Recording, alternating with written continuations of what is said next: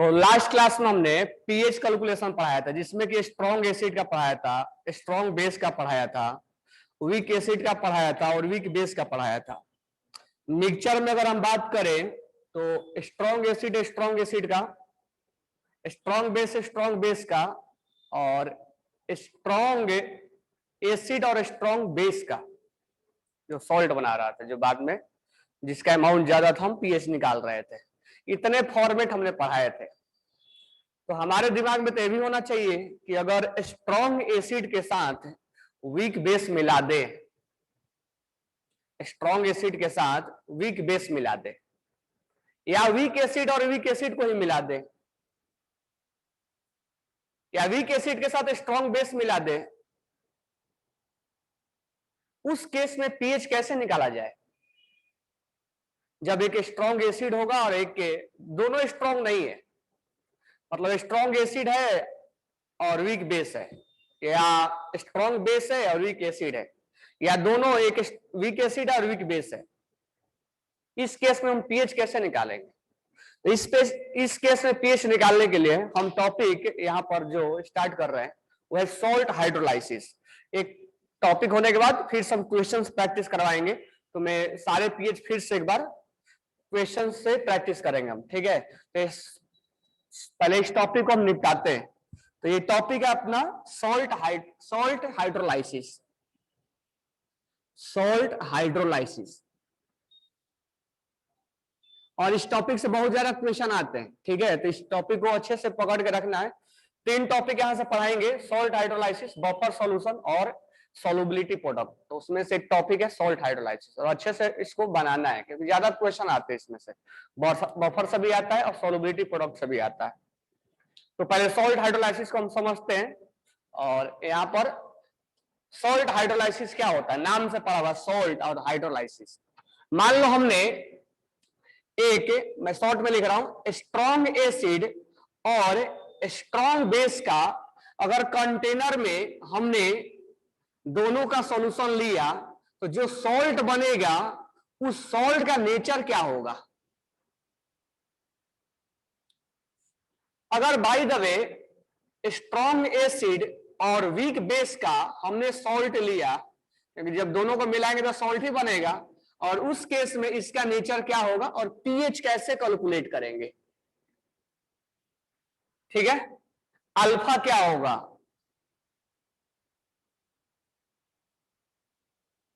KH का value क्या होगा, इन सब हम पॉइंट्स पे बात करेंगे। अगर हम थर्ड पॉइंट ले तो वीक एसिड और स्ट्रॉन्ग बेस का सॉल्ट जो बनेगा उस सॉल्ट का नेचर कैसा होगा। और फोर्थ, अगर हम वीक एसिड और वीक एसिड अगर हम ले लें तो जो सॉल्ट बनेगा, वीक एसिड और वीक बेस, तो जो सॉल्ट बनेगा उसका नेचर कैसा होगा। तो उसका नेचर कैसा होगा, उसका पीएच कैसे हम निकालेंगे, यही हमारा आज का क्वेश्चन है, और यही हम सॉल्ट हाइड्रोलाइसिस में देखेंगे कि वीक एसिड और वीक बेस को जब मिलाया जाता है तो सॉल्ट बनेगा, और जब सॉल्ट बनेगा तो ऑब्वियस सी बात है कि हमें पीएच कैलकुलेट करना पड़ेगा। अगर स्ट्रॉन्ग एसिड और वीक बेस को मिलाया जाए तो सॉल्ट तो बनना तय है। जैसे मान लो दो स्ट्रॉन्ग एसिड और स्ट्रॉन्ग बेस को जब हम मिला रहे थे तो सॉल्ट तो बनना तो तय था, लेकिन उसमें हो सकता था कि H प्लस का अमाउंट ज्यादा है तो हम पीएच निकालते थे, OH का ज्यादा है तो हम POH या पीएच निकालते थे, यानी एसिडिक होता था या तो बेसिक होता था। ठीक है, तो अब तुम लोग पहले मुझे नेचर बता दो। हम पीएच और अल्फा और केएच के बारे में बात करेंगे, लेकिन सबसे पहले तुम मेरे को नेचर बता दो कि ये चारों का नेचर क्या होगा। अगर हम सॉल्यूशन में इनको मिलाए तो नेचर कैसा होगा, एसिडिक, बेसिक, न्यूट्रल कैसा होगा? न्यूट्रल, एसिडिक, बेसिक और, ठीक है, ये जो होगा वो क्या होगा, न्यूट्रल होगा। ऑब्वियस सी बात है, ये न्यूट्रल होगा। ये क्या होगा, एसिडिक होगा। ये क्या होगा, बेसिक होगा। जो स्ट्रांग होता है उसका हम नाम लेते हैं। और ये क्या होगा, ये न्यूट्रल अभी लिखते हैं, लेकिन ये डिपेंड करेगा अमाउंट पे। अब ध्यान देना, अगर स्ट्रॉन्ग एसिड और स्ट्रॉन्ग बेस को मिलाया जाएगा तो न्यूट्रल होगा, न्यूट्रल होगा। लेकिन अभी तक तो हम HCl को इसके पहले वाला क्लास में और NaOH को मिला रहे थे, तो हम बोल रहे थे कि पीएच निकालो। तो ये डिपेंड करेगा कि ये ज्यादा है कि ये ज्यादा है। अगर ये ज्यादा है तो एसिडिक होगा, ये ज्यादा है तो बेसिक होगा, ऑब्वियस सी बात है। और हम उस केस में पीएच निकालते थे। लेकिन तुम यहां क्या बोल रहे हो कि न्यूट्रल होगा। तो न्यूट्रल तो सही है, लेकिन इसके पीछे एक हम डिफॉल्ट एजम्पशन ले रहे हैं कि दोनों का अमाउंट सेम होना चाहिए, दोनों इक्वल अमाउंट में है, तभी तुम न्यूट्रल बोलोगे। Otherwise strong acid strong base का सॉल्यूशन जरूरी नहीं है कि वो न्यूट्रल होगा। लेकिन अगर हम सॉल्ट हाइड्रोलाइसिस में बात करेंगे तो न्यूट्रल बोल रहे हैं। क्यों इसको बोल रहे हैं? क्योंकि बाय डिफॉल्ट दोनों का अमाउंट सेम मान रहे हैं, बाय डिफॉल्ट दोनों का हम अमाउंट सेम मान रहे हैं, इसलिए हम न्यूट्रल बोल रहे हैं। अदरवाइज हम न्यूट्रल नहीं बोलते। इससे पहले हम पीएच निकाल के आए हैं यहाँ पे। इस बात को ध्यान रखना है कि स्ट्रॉन्ग एसिड और स्ट्रॉन्ग बेस का सॉल्ट न्यूट्रल होता है, लेकिन सर उसके पीछे एक एजम्पशन है कि दोनों का अमाउंट सेम लेना पड़ेगा। स्ट्रॉन्ग एसिड और वीक बेस का सॉल्ट एसिडिक होता है, जो स्ट्रॉन्ग होता है उसका नाम लिया जाता है। अब मुझे बताओ इसका रीजन क्या है, क्या कारण है कि एसिडिक हो गया? वीक एसिड स्ट्रॉन्ग बेस का जो सॉल्ट होगा वो बेसिक होगा, जो स्ट्रॉन्ग है उसका नाम लिया जाता है। और ये दोनों वीक है, हमने न्यूट्रल बोला। फिर से यही कहानी कि यहाँ दोनों का अमाउंट सेम होना चाहिए, अगर नहीं है तो हम पीएच निकाल लेंगे। तो मुझे बस सेकंड और थर्ड का बताओ कि एसिडिक और बेसिक क्यों हुआ है। सेकंड और थर्ड का strong acid will give more H. अच्छा, और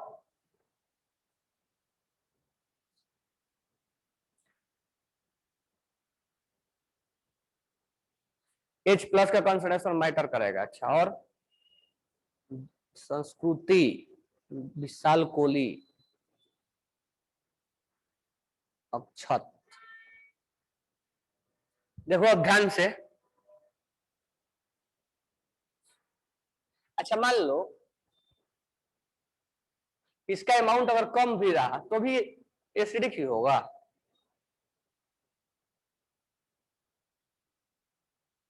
इसका अगर अमाउंट कम रहा तो फिर एसिडिक ही होगा। मान लो तुम बोल रहे हो कि H प्लस का ये स्ट्रॉन्ग एसिड है तो ज्यादा H प्लस देगा। अगर इसका अमाउंट ज्यादा है, इसका अमाउंट कम, तो क्या देगा? H प्लस मान लो कम दे रहा है। देखो यहां समझो, इसका रीजन बता रहा हूं मैं। रीजन जुड़ेगा सॉल्ट हाइड्रोलाइसिस से। पहला हम इसका सॉल्ट लेते हैं, इसका सॉल्ट लेते हैं। पहले 1 बाय 1 लिख रहे हैं हमें। स्ट्रॉन्ग एसिड और स्ट्रॉन्ग बेस का हम सॉल्ट ले रहे हैं। जैसे तुमसे पूछा जाएगा, पहला क्वेश्चन तो ऐसे आएगा तुमसे। पहला क्वेश्चन सुन लो, पहले क्वेश्चन कैसे पूछा जाएगा। तुमसे सॉल्ट दे दिया जाएगा, पूछेगा कि इसका नेचर क्या है। तो तुम सॉल्ट के, जो सॉल्ट किससे बना है वो पता करोगे। पहला क्वेश्चन सुन लेना, ज्यादा क्वेश्चन नहीं पूछा जाता है कि सॉल्ट दे दिया जाएगा, पूछेगा कि NaCl का नेचर क्या है।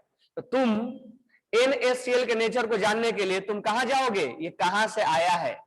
तो ये आया है NaOH से और HCl से आया है, तब ये NaCl बना है और ये वाटर बना है। और ये strong acid, sorry strong base और स्ट्रॉन्ग एसिड से मिलकर बना है। हम जानते हैं कि ये दोनों के मिलने से न्यूट्रल बनता है। तो पहला क्वेश्चन तुम्हारा यहीं से आएगा, और तुम्हें जो सॉल्ट दिया जाएगा उसके कहां से वो मिल के बना है उसके पास जाना पड़ेगा। ध्यान देना। अब दूसरा क्वेश्चन, दूसरा पॉइंट, जब ये पानी में गया है, क्योंकि NaOH और HCl को डालेंगे तो ऑब्वियस सी बात है कि यहां पानी होगा, पानी होगा ना। और हम जानते हैं, क्या जानते हैं, कि कोई भी सॉल्ट को पानी में डालने पर, यानी पानी तो है ही, क्योंकि नाम भी हमारा सॉल्ट हाइड्रोलाइसिस, हाइड्रोलाइसिस मतलब वाटर के साथ रिएक्शन वगैरह। तो यहां पर अगर हम NaCl को डाल दें तो Na प्लस मिलेगा और Cl माइनस मिलेगा। और एक चीज बात को ध्यान में रखना कि सॉल्ट जो होता है, मैं एक एक पॉइंट को लिख रहा हूं यहां पे, सॉल्ट जो होता है 100% आयोनाइज होता है, यानी वो पानी में पूरी तरह से ब्रेक हो जाता है। अब पानी में इसने ब्रेक कर दिया, तो पहला क्वेश्चन समझ में आ गया होगा कि अगर तुम्हें सॉल्ट दे दिया जाए तो तुम उसका नेचर बता सकते हो। मैं यहां लिख दिया हूं, अब उसका रीजन एक्सप्लेन कर रहा हूं। तो ध्यान देना, यहाँ पे हमने सॉल्ट को लिया, 100% आयोनाइज हो गया, इसमें हमने लाया। अब ये थोड़ा सा यहां हम देखेंगे सोडियम प्लस मिला हमें। थोड़ा हम सोडियम प्लस की कहानी के बारे में जानते हैं कि सोडियम प्लस है क्या। तो देखो, जो यहां स्ट्रॉन्ग बेस है, ठीक है, उसका जो कॉन्जुगेट है, कॉन्जुगेट Na+ ही होगा ना,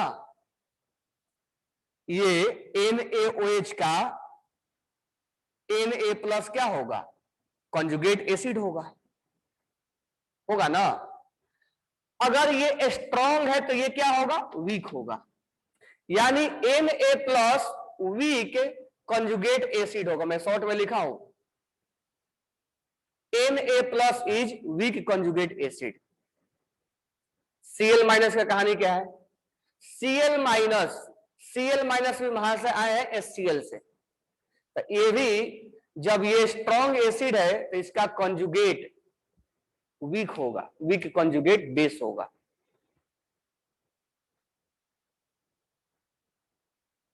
वीक कॉन्जुगेट बेस होगा, तो ये हो जाएगा वीक कॉन्जुगेट बेस।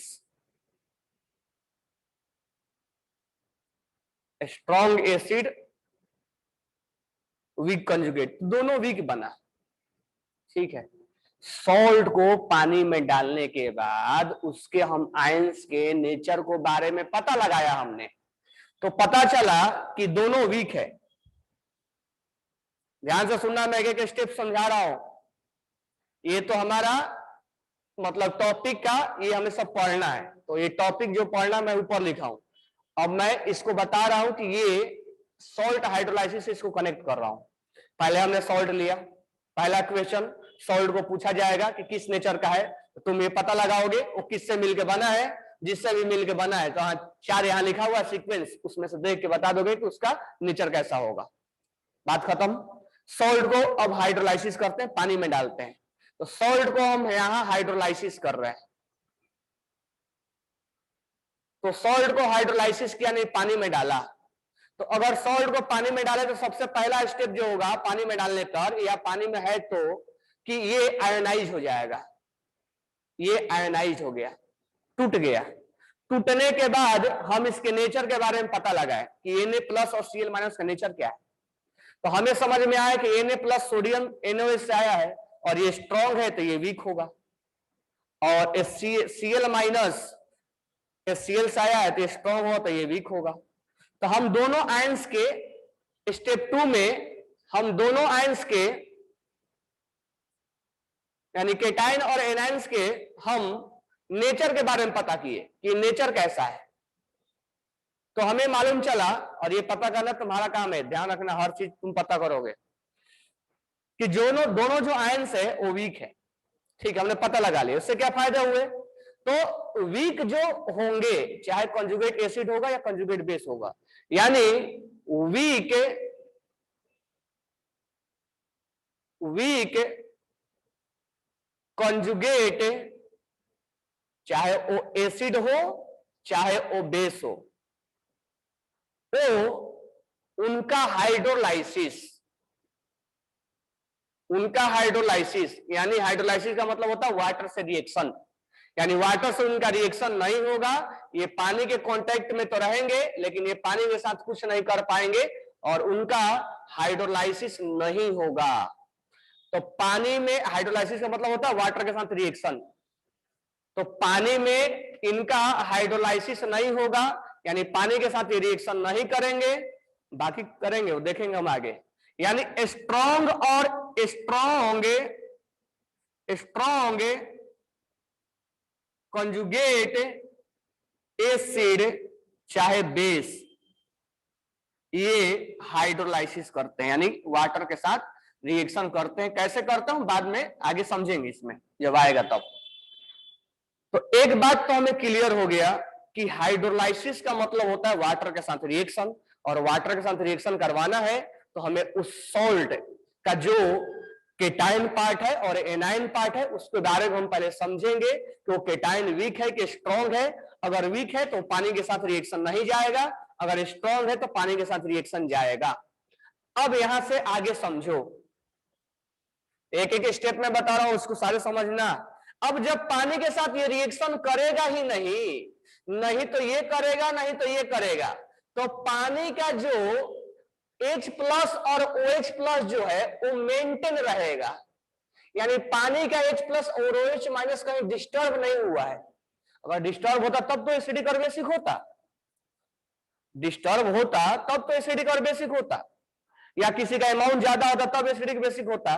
लेकिन इनमें तो दोनों का अमाउंट भी सेम है, NaOH और इनका HCl का, तो जो सॉल्ट बना वो पानी के साथ आगे रिएक्शन ही नहीं कर रहा है, तो पानी का H प्लस और OH माइनस डिस्टर्ब ही नहीं कर रहा हो, यानी जितना है उतना मेंटेन किया हुआ, इसीलिए सॉल्यूशन न्यूट्रल बना रहता है।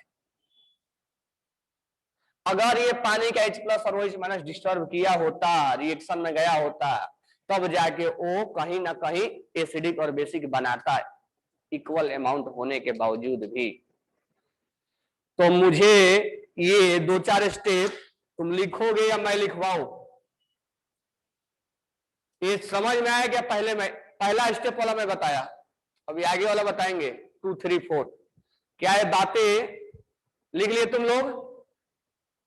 तो मैं बता दे रहा हूं, ध्यान रखना क्या क्या मैं बोला, क्योंकि ये इंपॉर्टेंट टॉपिक है। सबसे पहले मैं क्वेश्चन का आंसर ये करना है कि strong acid strong base equal amount में मिलाएगा तो न्यूट्रल क्यों हुआ, और साथ ही साथ ये भी समझना है कि सॉल्ट हाइड्रोलाइसिस क्या होता है। तो सबसे पहले तुमसे क्वेश्चन में अगर पूछा जाएगा कि सॉल्ट दिया जाए तो बताओ उसका नेचर क्या होगा, तो सॉल्ट अगर दिया जाए तो उसका नेचर जानने के लिए वो कहां से मिलके बना है वहां हम जाएंगे।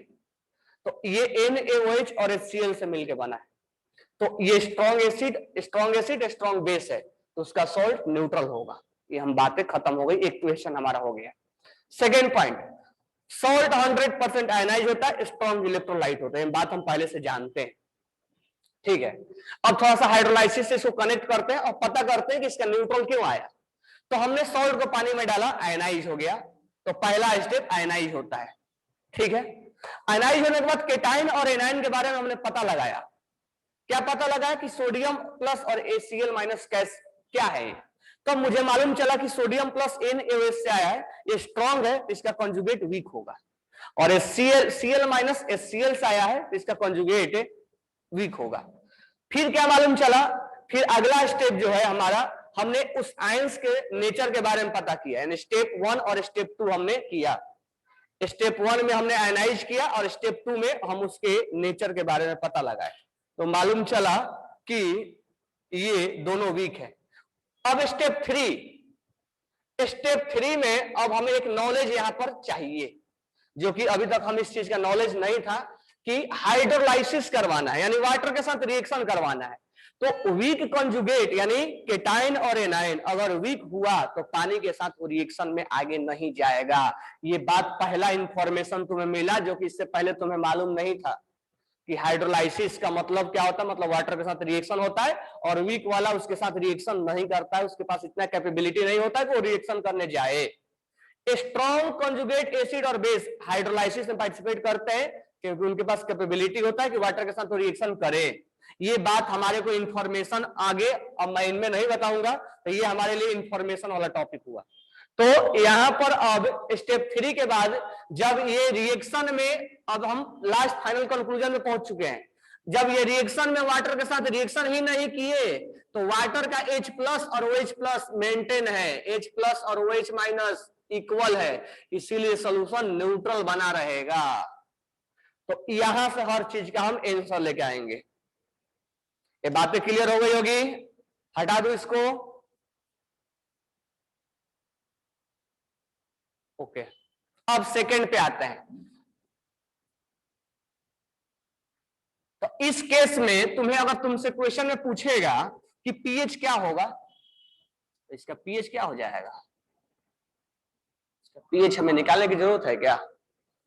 नहीं, इसका पीएच 7 हो जाएगा। हाँ, लेकिन अमाउंट इक्वल होना चाहिए। अब सेकेंड पॉइंट पे आते हैं, ध्यान देना।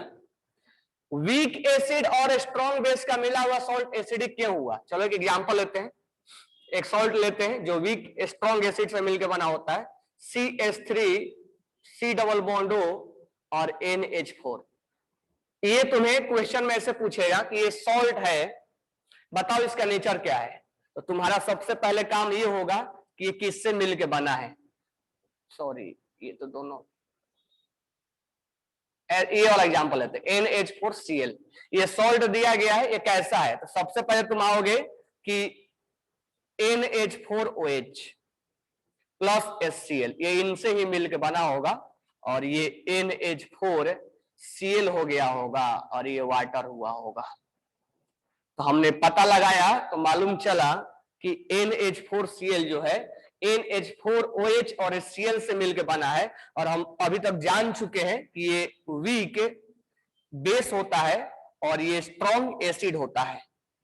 अब यहीं पर हमारा इक्वेशन का आंसर खत्म कि स्ट्रॉन्ग एसिड और वीक बेस के द्वारा बना गया सॉल्ट एसिडिक होगा, जिसका पीएच के बारे में अगर हम बात करें तो पीएच लेस देन 7 होगा,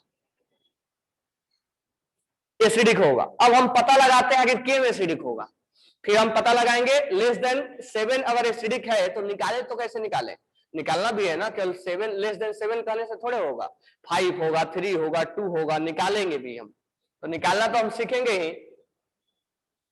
यहाँ पर और कुछ लिखा, चलो आगे देखेंगे। तो ये चीज हमें मालूम चल गया, तो पहला क्वेश्चन का आंसर हो गया। रीजन मालूम करते हैं क्यों है। तो अगर हम इनका स्टेप 1 स्टार्ट करें, अब इस सॉल्ट को हम पानी में डाल दें, जैसे ही पानी में डालेंगे ये 100% आयनाइज हो गया। तो पहले आयनाइजेशन हुआ, स्टेप 1 में आयनाइजेशन हुआ, आयनाइज हो गया, NH4 plus Cl minus will ionised. Second step, step 2, हम ये पता लगाएंगे कि इसका जो आयंस है उसका नेचर क्या है, आयंस का नेचर क्या है। ठीक है, चलो यहीं से पता लगा लेते हैं। ये है वीक बेस, इसके द्वारा बनाया गया कंजुगेट NH4, यानी ये जो होगा स्ट्रॉन्ग कंजुगेट एसिड होगा। ये है स्ट्रॉन्ग, और इसके द्वारा बनाया गया Cl minus weak conjugate base होगा। हमने पता लगा लिया, और पता लगाने के बाद ये मालूम चला कि एक स्ट्रॉन्ग है और एक वीक है। तो स्टेप 3 में गए, स्टेप 3 में हम कराएंगे हाइड्रोलाइसिस। हाइड्रोलाइसिस का मतलब होता है वाटर के साथ रिएक्शन। ये रिएक्शन को आगे जाएगा, ये रिएक्शन को नहीं जाएगा, ये पानी में कुछ बिगाड़ भी नहीं पाएगा क्योंकि इसके पास कैपेबिलिटी नहीं है कुछ करने का। तो ये हो जाएगा हाइड्रोलाइसिस में, ये पानी स्ट्रॉन्ग है, ये पानी के साथ जाएगा, और ये पानी का OH माइनस बोलेगा तुम हमारे पास आ जाओ क्योंकि हम स्ट्रॉन्ग है, और पानी का ये H plus absorb, OH minus absorb कर लेगा, यानी OH को कम कर देगा पानी में से, और H जितना है उतना ही छोड़ देगा, यानी H का यहाँ पर अमाउंट कंसंट्रेशन ज्यादा हो जाएगा एज कंपेयर टू OH। इस वजह से सॉल्यूशन में इसका जो पानी का H प्लस है और OH माइनस वो डिसबैलेंस हो गया, क्योंकि OH को इसने ले लिया, H को लिया ही नहीं, तो अब ऑटोमेटिक H प्लस का अमाउंट बढ़ जाएगा और सॉल्यूशन जो है एसिडिक हो जाएगा। देखो यहाँ सॉल्यूशन एसिडिक हो गया, तो यही इसका खास रीजन है कि सॉल्यूशन एसिडिक क्यों हुआ है। तो इस चैप्टर को पढ़ने के लिए हमें सॉल्ट हाइड्रोलाइसिस के रिक्वायरमेंट पड़ा कि जो स्ट्रॉन्ग है वही पानी के साथ जाएगा, और ये पानी के साथ आगे नहीं बढ़ पाएगा, और ये पानी का H प्लस और OH माइनस डिस्टर्ब कर देगा, OH को ये गेन कर लेगा, H प्लस को छोड़ देगा पानी वाला, और इस तरह से H प्लस को अमाउंट ज्यादा हो जाएगा और सॉल्यूशन के अंदर एसिडिक बना रहेगा।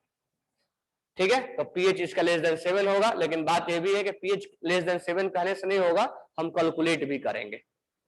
तो कैलकुलेट आगे हम करेंगे, पहले हम बेसिक नॉलेज जान लेते हैं। ये सबने लिख लिया होगा, अब इसमें ज्यादा समझाने की रिक्वायरमेंट नहीं है, हटाओ।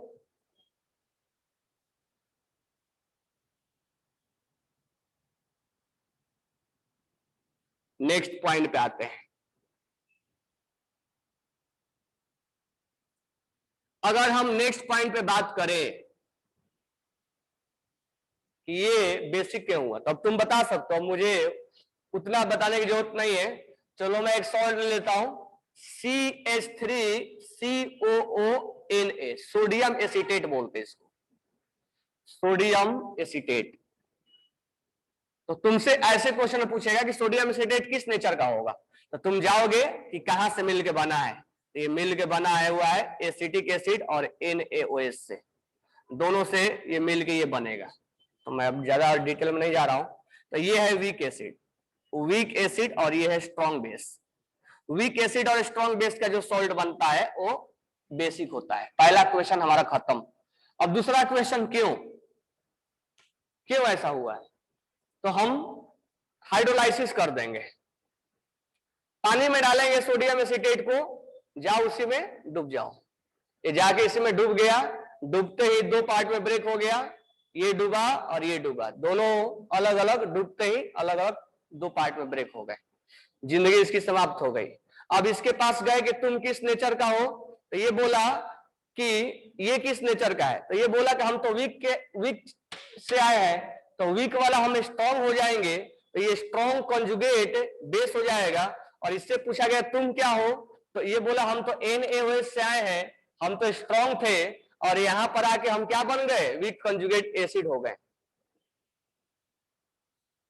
तो ये अब ये हमने पता लगा लिया कि ये क्या है, आयनाइज कर दिया। तो आगे जब वाटर बोला कि अब क्या होगा, तो वाटर जब बोलेगा तो ये बोलेगा कि हम अब पानी के साथ आगे नहीं जा सकते हैं क्योंकि हम वीक हैं। तो ये बोला हम पानी के साथ आगे जाएंगे, CH3CO- और यहाँ वाटर, ये वाटर का बोलेगा तुम H+ मेरे पास आ जाओ, और वाटर का ये H+ ले लिया है, ठीक है।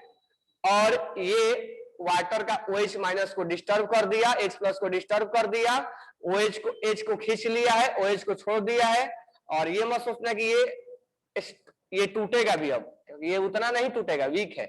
तो पानी का OH में H+ को लेना और OH का बढ़ जाना, ये बात बताता है कि सॉल्यूशन बेसिक हो गया है।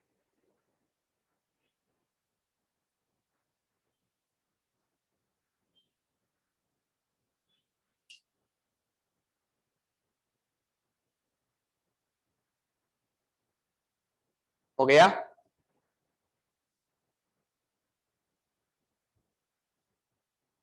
चलो नेक्स्ट, और बार बार मैं तुम्हें बोल रहा हूं पहला क्वेश्चन क्या पूछा जाएगा, और इसका मैं रीजन तुम्हें निकाल के दे रहा हूं।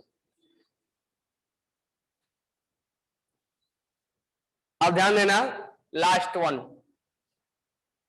हमने लिया CH3COONH4, ये सॉल्ट है। हमसे पूछा गया नेचर बताओ, तो नेचर जानने के लिए हम गए CH3COOH के पास और गए हम NH4OH के पास, ये दोनों मिलके इनको बनाए हैं। तो ये है वीक एसिड और ये है वीक बेस। तो वीक एसिड और वीक बेस का सॉल्ट नॉर्मल केस में हम न्यूट्रल बोलेंगे, जहां पर पीएच जो होगा 7 होगा, अगर इक्वल है तो, नहीं तो हम अभी आगे कैलकुलेट भी करने वाले हैं इसका। जैसे इसका हम कैलकुलेट कर रहे थे, इसका कैलकुलेट करना तो ऑलरेडी सिखा चुका हूं मैं। तो इसका हम पीएच आगे कैलकुलेट भी करेंगे, और इसका पीएच जो हो जाएगा वो >7 होगा, लेकिन कितना 7 होगा वो जानने के लिए हम आगे अभी बात करेंगे। आगे बताने की जरूरत है क्या, क्यों, तो पानी में डाल दो इनको, पानी में डालते क्या बन गया, ये CH3COO- बना और NH4+ बना, ठीक है, बना, ठीक है। ये वीक है, तो इनका ये वाला पार्ट ये क्या होगा, स्ट्रॉन्ग कॉन्जुगेट बेस होगा, और ये स्ट्रॉन्ग है तो ये क्या होगा, सॉरी ये वीक है तो ये क्या होगा, स्ट्रॉन्ग कॉन्जुगेट बेस होगा, एसिड होगा। ये वीक है तो स्ट्रॉन्ग होगा, ये वीक है तो ये स्ट्रॉन्ग होगा, दोनों स्ट्रॉन्ग निकले, दोनों स्ट्रॉन्ग निकले। तो CH3COO बोलेगा कि हम तो स्ट्रॉन्ग है, हम पानी के साथ जाएंगे, तो ये पानी का OH रिलीज कर दिया, तो ये भी बोला कि हम भी स्ट्रांग है, हम भी जाएंगे पानी के साथ।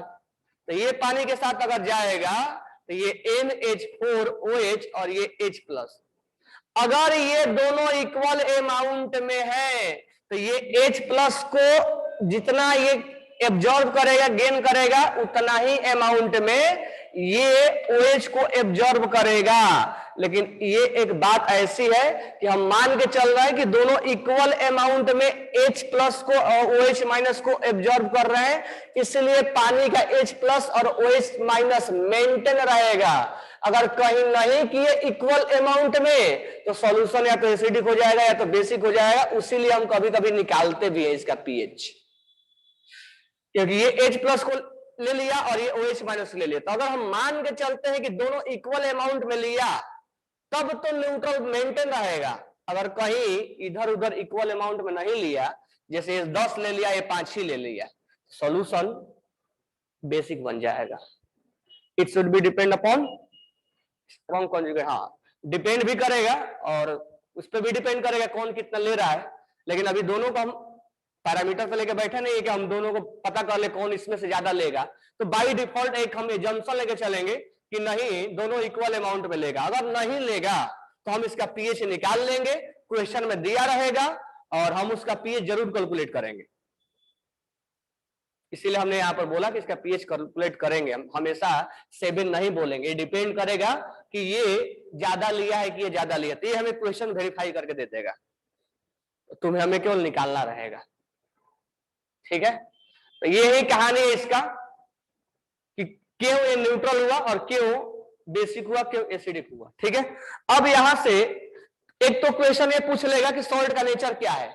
दूसरा क्वेश्चन ये पूछ लेगा कि किस सॉल्ट का हाइड्रोलाइसिस पॉसिबल नहीं है। तो बताओ किस सॉल्ट का हाइड्रोलाइसिस नहीं पॉसिबल है।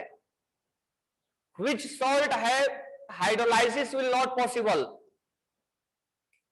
विच सॉल्ट हैव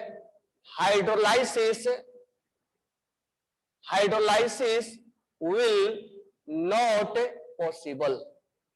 किस सॉल्ट का हाइड्रोलाइसिस पॉसिबल नहीं है। तो बिल्कुल सही है आंसर, स्ट्रॉन्ग एसिड और स्ट्रॉन्ग बेस के द्वारा बनाया गया सॉल्ट का हाइड्रोलाइसिस पॉसिबल नहीं है।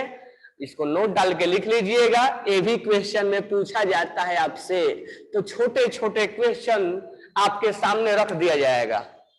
तो स्ट्रॉन्ग एसिड और स्ट्रॉन्ग बेस के द्वारा बनाया गया सॉल्ट का हाइड्रोलाइसिस नहीं होता है, क्योंकि दोनों वीक होता है। दोनों का बनाया गया कॉन्जुगेट वीक होगा और वीक पानी के साथ रिएक्शन करेगा नहीं, और दोनों का हाइड्रोलाइसिस पॉसिबल नहीं होता है। तो यहां से आपको दो ही क्वेश्चंस केवल देखने को मिलेंगे। एक क्वेश्चन इसके बेसिस पे होगा और एक क्वेश्चन आपके सॉल्ट को दे दिया जाएगा और सॉल्ट को द्वारा आपको बताया जाएगा कि बताओ ये एसिडिक है कि बेसिक है। बाकी चीजें हम नॉलेज के लिए बताएं कि किसका हाइड्रोलाइसिस मतलब वाटर के साथ क्या करेगा क्या नहीं करेगा, रीजन बताए। तो रीजन का आपको कंसेप्ट डेवलप करने के लिए बताया।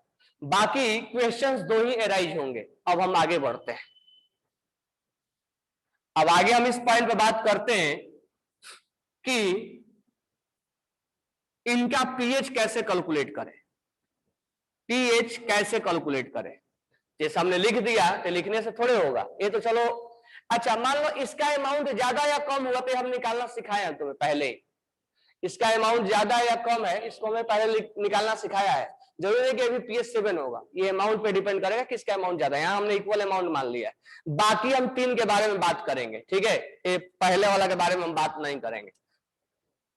तो फर्स्ट, लास्ट, सेकेंड, थर्ड और फोर्थ के बारे में हम बात करेंगे कि इसका पीएच कैसे कैलकुलेट किया जाए। तो अब यहां से हेडिंग डालना, हाइड्रोलाइसिस कांस्टेंट। हाइड्रोलाइसिस, क्योंकि इनमें तीनों का हाइड्रोलाइसिस पॉसिबल है इसलिए हम तीनों को बात करेंगे।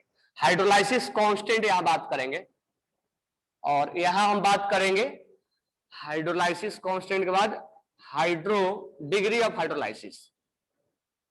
डिग्री ऑफ हाइड्रोलाइसिस, जैसे याद है हाइड्रोलाइसिस ओस्वाल्ड डाइल्यूट लॉ जो बताया था। तो पीएच कैलकुलेट करने के पहले हम इसको बारे में पढ़ेंगे और ये कैलकुलेट होने के बाद तब हम पीएच निकालेंगे। देन अपॉन हम इसका पीएच कैलकुलेशन पढ़ेंगे। लेकिन पीएच कैलकुलेशन हम 3 ही का पढ़ेंगे। तो स्टार्ट करूं मैं। अब ध्यान दो, मैं एक एक एग्जाम्पल से लेकर समझाऊंगा, बाकी तीनों के लिए वही काम कर देंगे हम। तो एक एक एग्जाम्पल में मैं समझा रहा हूं। मान लो हमने लिया CH3COON, ये हमने ले लिया weak acid CH3COOH, weak acid और NaOH, वीक एसिड और स्ट्रॉन्ग बेस का हमने सॉल्ट ले लिया। ठीक है, अब सॉल्ट जब ले लिया तो ये वीक है, तो ये वाला आयनाइज होगा, तो इसको हम पहले आयनाइज कर देंगे। आयनाइज करने के बाद हाइड्रोलाइसिस करेंगे, तो हमने पानी में डाल दिया, ये टूटा, ये दोनों अलग अलग पार्ट में टूट गए। टूटने के बाद ये पानी के साथ आगे नहीं बढ़ेगा। ठीक है, तो हमने पता लगाया कि CH3COOH माइनस ये पानी के साथ आगे रिएक्शन कर जाएगा, और ये Na+ आगे रिएक्शन नहीं करेगा, क्योंकि ये स्ट्रॉन्ग का है तो इसका कंजुगेट वीक होगा, और ये वीक का है तो इसका कंजुगेट स्ट्रॉन्ग होगा, ये पानी के साथ जाएगा। अब मैं इस हाइड्रोलाइसिस को लिख रहा हूं, CH3COO माइनस प्लस वाटर, ये वाटर के साथ गया, और यहां पर इनके बीच में इक्विलिब्रियम एस्टेब्लिश होगा, CH3COOH बनेगा। अच्छा, ये कम वीक है, ये वाला वीक है, ये तो स्ट्रॉन्ग है, और यहां पर OH माइनस हो जाएगा, OH माइनस हो जाएगा। ठीक है, अब इसका हम K निकाले, तो K क्या हो जाएगा, कंसंट्रेशन ऑफ, अच्छा एक बार ऐसे भी लिख दूं मैं, T इक्वल टू 0, ध्यान देना, C वही C है, 0 है, 0 है, T इक्वल टू इक्विलिब्रियम पे C minus C alpha, C alpha और C अल्फा। एक चीज ध्यान रखना कि यहां हाइड्रोलाइसिस के केस में अल्फा नहीं लिखा जाता है, H लिखा जाता है, यानी अल्फा के बदले H लिखा जाता है। लेकिन मैं तुम्हें अल्फा पे ही बता दे रहा हूं, क्या फर्क पड़ता है, H लिखो या अल्फा लिखो, बात एक ही है, बस नाम चेंज कर लिया अपना। हाइड्रोलाइसिस के केस में अल्फा नहीं होके H बन गया है, डिग्री ऑफ हाइड्रोलाइसिस H बन गया है, तो अल्फा पे ही बता दे रहा हूं। तो पहले इतना नोट डाउन करो क्योंकि बोर्ड भर गया है।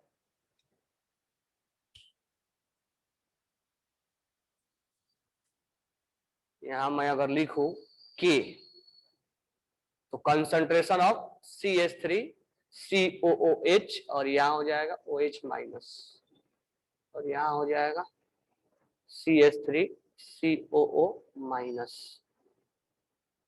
वाटर को नहीं लिखेंगे, वाटर को लिखा जाता है क्या, नहीं।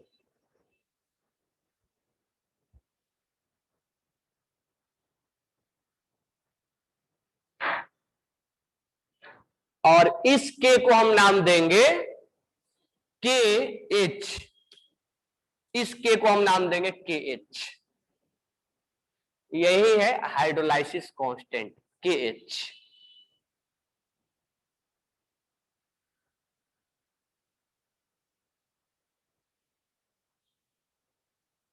यहां तक क्लियर हो गया होगा।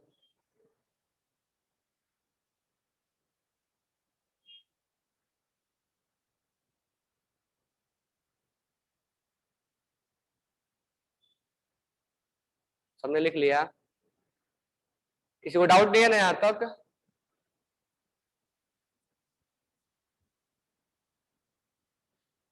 हमने लिखा क्या,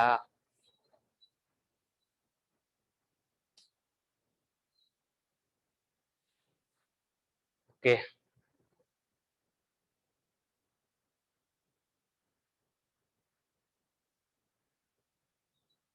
ये टॉपिक इतना आसान नहीं है, मैं तुम्हें आसान करके समझा रहा हूं, बस ध्यान से देखते रहो, अदरवाइज ये जल्दी समझ में नहीं आता है।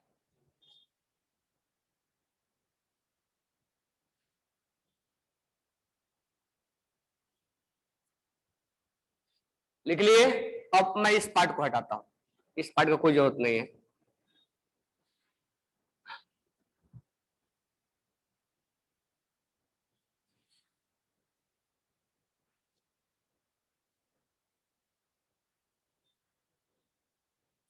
KH equal to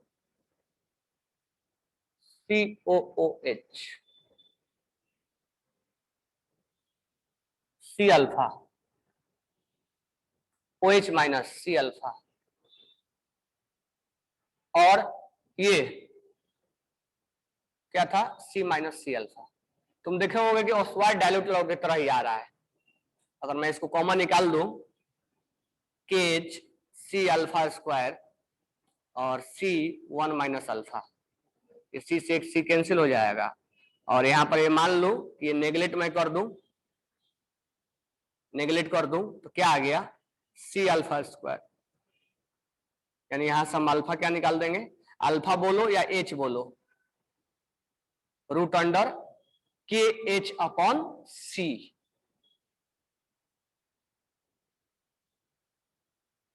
hydrolysis constant हो गया KH, और ये अल्फा या H डिग्री ऑफ हाइड्रोलाइसिस हो गया। यानी डिग्री ऑफ हाइड्रोलाइसिस भी कंसंट्रेशन पर डिपेंड करेगा। डिग्री ऑफ हाइड्रोलाइसिस भी कंसंट्रेशन पर डिपेंड करेगा। ठीक है, डिग्री ऑफ हाइड्रोलाइसिस भी कंसंट्रेशन पर डिपेंड करेगा। अब एक चीज ध्यान से समझना, और इसके बाद मैं तुम्हें तुम घर से कुछ काम करने के लिए दूंगा ताकि एनालिसिस करके तुम आओ। मैं KH को किसका लिया था, सॉल्ट, वीक एसिड और स्ट्रॉन्ग बेस का लिया था, CH3COONA।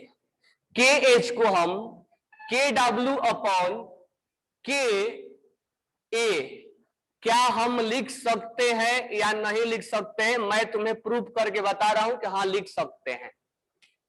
ये तो कोई ज्यादा वो नहीं है, ये तो हमने सॉल्ट हाइड्रोलाइसिस में ही पढ़ा था, और इसी से पीएच वगैरह निकाला जाएगा, ध्यान रखना। तो अल्फा इक्वल टू के अपॉन सी, कोई नया चीज नहीं है, बस इसमें सॉल्ट हाइड्रोलाइसिस एंट्री मरवाया है, बाकी कुछ नहीं है। क्या के डब्ल्यू अपॉन के ए लिखा जा सकता है कि नहीं लिखा जा सकता है, के एच इक्वल टू, तो पहले मैं इसको लिख दूं, यहाँ पे हम इसके लिए पढ़ रहे थे ना, वीक एसिड और स्ट्रॉन्ग बेस के लिए पढ़ रहे थे। तो इसके लिए अल्फा क्या आ गया, रूट अंडर के ए अपॉन सी। तो पहला काम तो तुम्हारा ये है कि तुम अभी पीएच वगैरह बाद में निकालोगे, इसके लिए अल्फा तुम निकालोगे, इसके लिए अल्फा क्या आएगा, तो तुम्हारा काम ये है। और मुझे बताना इसमें एक यूनिक चीज तुम्हें दिखेगा जब तुम निकालोगे, तब इसमें निकालोगे तो एक यूनिक चीज दिखेगा, वो कल बात करेंगे हम किसका आया। इसमें भी तुम अल्फा निकालोगे, क्या आया, इसमें यूनिक नहीं दिखेगा लेकिन इसमें यूनिक चीज दिखेगा। ठीक है, उसके लिए तो हम पढ़ेंगे नहीं। सेकेंड बात यह है कि इसका जो के एच होगा वो के डब्ल्यू अपॉन के बी होगा, और इसका जो के एच होगा ये के डब्ल्यू अपॉन के ए होगा, और इसका जो के बी होगा, सॉरी के एच जो होगा वो के डब्ल्यू अपॉन के ए इंटू के बी होगा। तुम इसको एक बार प्रूफ करके देखना कि क्या ये सही लिखा हुआ है या गलत लिखा हुआ है। तो तुम्हारा काम है ये अल्फा निकालना। अच्छा, अभी नेक्स्ट क्लास तो अभी है ना, अभी चलो अगर टाइम मिलेगा तो तुम मेरे को बताना, अभी एक क्लास तो और है। तो यहाँ अल्फा निकालना, और मुझे नेक्स्ट क्लास में मैं बताऊंगा कि ये कैसे मैं लिख दिया, और मतलब प्रूफ करके बताएंगे इसको। और हर बार प्रूफ करने की कोई हमें जरूरी नहीं है, एक बार हम प्रूफ करेंगे फिर हम उसको बात करेंगे। ठीक है, तो नेक्स्ट क्लास में हम इसके बारे में बात करेंगे। लेकिन तुम लोग इतना समझ में आया क्या कि अल्फा तो निकल जाएगा, कोई प्रॉब्लम नहीं, केज के बारे में प्रूफ करके बताएंगे, इतना ही आएगा। तो नेक्स्ट क्लास में इसको प्रूफ करेंगे, फिर हम पीएच कैलकुलेशन पे जाएंगे, दोनों को मिला के हम पीएच निकालेंगे, फिर हमारा टारगेट रहेगा पीएच कैलकुलेशन, फिर ये टॉपिक एंड हो जाएगा, मतलब सॉल्ट हाइड्रोलाइसिस आज एंड हो जाएगा।